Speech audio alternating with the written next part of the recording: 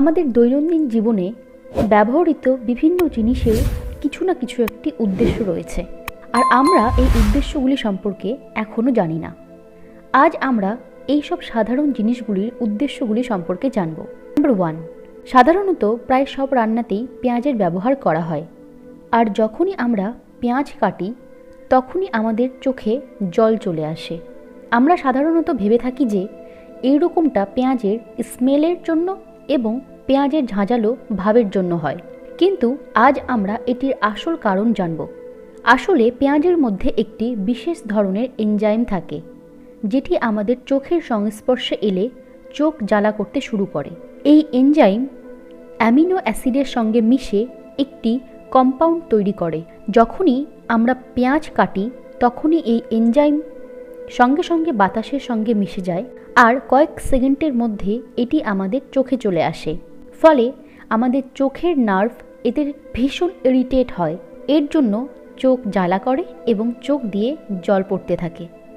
Number 2, গরমকালের প্রকৃত বন্ধু হলো ফ্যান। ফ্যানকে ভালো করে লক্ষ্য করলে দেখা যায় যে ফ্যানের ব্লেডে অনেক নোংরা জমে আছে। যদিও আমরা জানি যে ফ্যান খুব স্পিডে ঘোরে, তা সত্ত্বেও এই নোংরাগুলি ফ্যানের ব্লেড থেকে রিমুভ হয় না, বরং সময়ের সাথে সাথে এই নোংরা আরও বেড়ে যায়।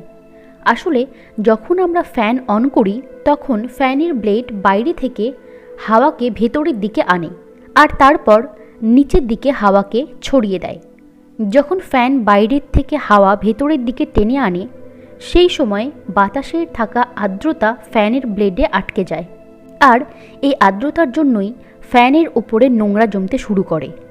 যতবার ফ্যান অন করা হয় ততবারই বাতাসের ময়েশ্চার ফ্যানের উপরের ব্লেডে লেগে যায়, আর এইভাবে ফ্যানের ব্লেডের নোংরার পরিমাণ সময়ের সাথে সাথে বাড়তে থাকে।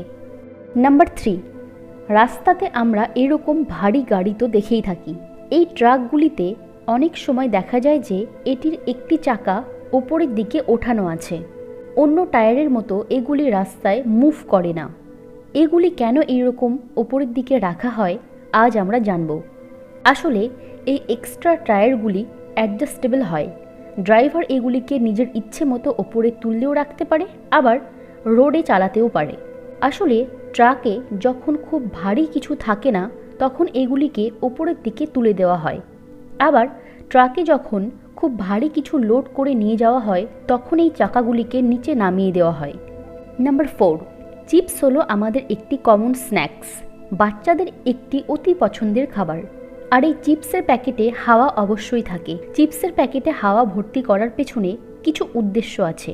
আসলে চিপসের প্যাকেটে যে গ্যাসটি ভরানো হয় সেটি হলো নাইট্রোজেন। আসলে নাইট্রোজেন গ্যাসটি নন অক্সাইড হয়।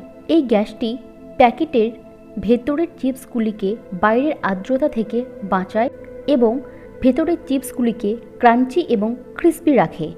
এছাড়াও প্যাকেটের ভেতরে হাওয়া ভরানোর আরও একটি কারণ হলো প্যাকেটে হাওয়া দেওয়ার ফলে প্যাকেটটি ফুলে যায়, ফলে ভেতরের চিপস কখনোই ভেঙে যায় না। যদি প্যাকেটে হাওয়া না থাকতো তো ভেতরের চিপসগুলি ভেঙে গুঁড়ো হয়ে যেত। নাম্বার 5, আপনি যদি কখনো কোনো ইন্ডাস্ট্রিয়াল এরিয়াতে যান তো সেখানে কোনো ফ্যাক্টরি বা মিলের ওপরে এইরকম সিলভার কালারের রোটেশন ফ্যান তো দেখেছেন। এই ফ্যানগুলি সাধারণত ফ্যাক্টরির ছাদের ওপরে দেওয়া থাকে, কিন্তু আপনি কি জানেন এটি কেন ছাদে লাগানো হয়?